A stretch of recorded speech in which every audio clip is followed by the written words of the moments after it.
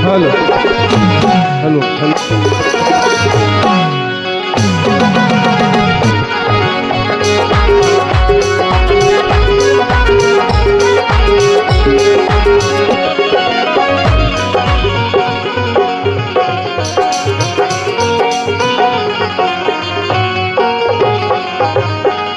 Hello hello. देखिए इस मंच पर जो गणमान्य लोग बैठे हैं और खड़े हैं, आप लोग तो बैठे, लेकिन जो लोग यहाँ खड़े हैं, आप कुंदन दुबे जी हैं, इनके लिए ताली बजा दीजिए जो पूरा इतना व्यवस्था सुचारू रूप से देख रहे हैं। अभी दरवाजे पर, फिर यहाँ बगल में आपके हृदय में जो बसे हैं मनोज तिवारी जी, उनके बगल में हमारे दुल्हे राजा को आप लोग देख रहे हैं, उनके ठीक बगल में फिर उधर देखिए दाढ़ी वाले जो बाबा हैं वो भी एक मनोज तिवारी जी हैं, उनके लिए जबरदस्त ताली बजाइए, सबको जोड़ने वाले हैं वो। और बिना विलंब किए अब ये माइक सरस्वती जी के जो पुत्र हैं, दत्तक पुत्र हैं श्री मनोज तिवारी जी, उनको मैं दे रहा हूं, आप लोग ताली बजा दीजिए प्लीज। रितेश पांडे जी भी आ गए, देखिए वाह क्या बात है, वाह। माई मुंडेश्वरी के लाल जब मंच पर हैं तो माई तारा चंडी के भी लाल यहाँ पहुंच गए, आप लोग ताली बजा के स्वागत कर दीजिए रितेश पांडे जी का। और ये प्रेम है, मनोज तिवारी जी ने बताया कि रितेश पांडे जी भी आ गए, वाह। ताली बजनी चाहिए भैया, इतने एक साथ इतने कलाकार आपके बीच में आ गए आपके इस गांव में, तो ताली होनी चाहिए जबरदस्त भैया। Hello hello.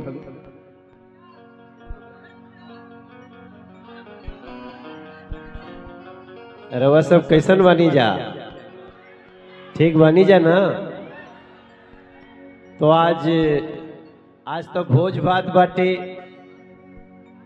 हमरे बगल में आदित्य बाबू खड़ा बड़े, जिनका राज रिसेप्शन बा, इन्हों खातिर एगो ताली बजा के आशीर्वाद दे दी जाए, इनका जीवन में अच्छा होके।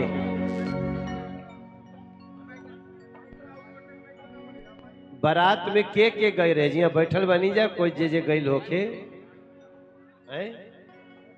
अच्छा, बारात में बहुत कम लोग, यही से जिंगा इतना बड़ा प्रोग्राम कराओ तनी। कुंदन जी खातिर ताली बजाई जाए, यहाँ कितना सोचा तनी, वरना आजकल गांव घर खातिर कहाँ कोई सोचता।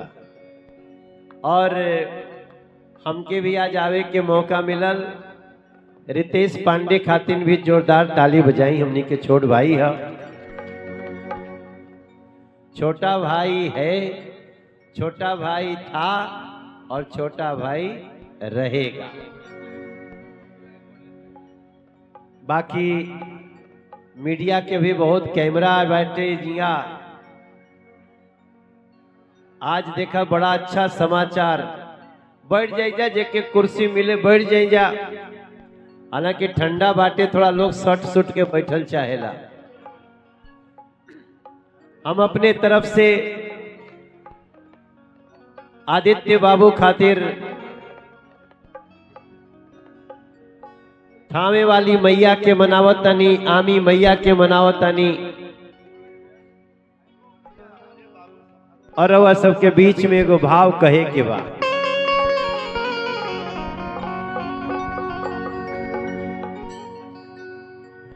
दो हृदय मिले, दो सुमन खिले, दो सपनों ने श्रृंगार किया, दो दूर देश के पथिकों ने संग संग चलना स्वीकार किया। आदित्य रूपाली के विवाह में हम आशीर्वाद ही देने आए हैं। हे थावे वाली कृपा करिहा, हे आमी मैया कृपा करिहा, हम यही मनाने आए।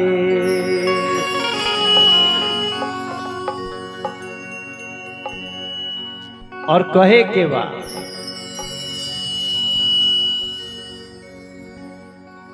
के मंगल भवन मंगलहारी,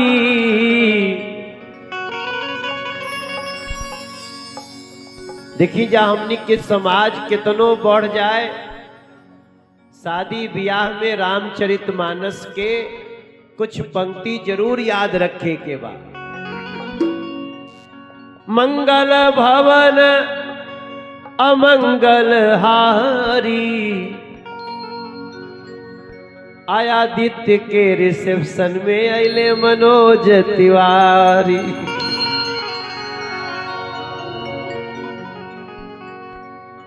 राम सिया राम जय जय राम, राम सिया राम जय जय राम। हो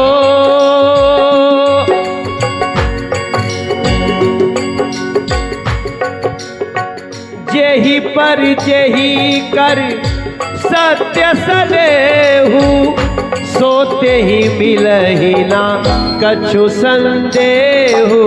राम सिया राम जय जय राम, राम सिया राम जय जय। और देखो आदित्य, आपने वचन दिया है, वचन याद है ना रितेश? अरे रितेश का माइक चालू कर दो भैया।